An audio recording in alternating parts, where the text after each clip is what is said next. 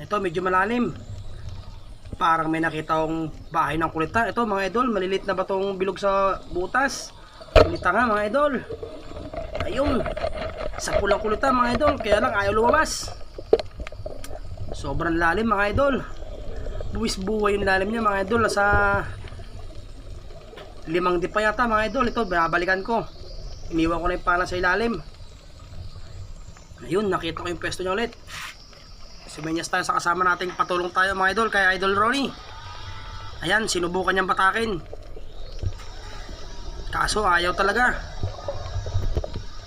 Malalim talaga mga idol, buwis buhay. Mukhang malaki-laking pugi na to mga idol. Eto, subukan kong ganchuin, baka sakaling sumama. Kaso tagong-tago yung butas. Ang daming bato. Nasa ilalim talaga siya ng mga coral mga idol. Sa pangatlong pagkakataon na idol, ayaw pa rin. Pagod na pagod tayo dito mga idol. At malalim na yung kanyang bahay. Malalim pa yung butas. Ito, pang-apat na tip mga idol.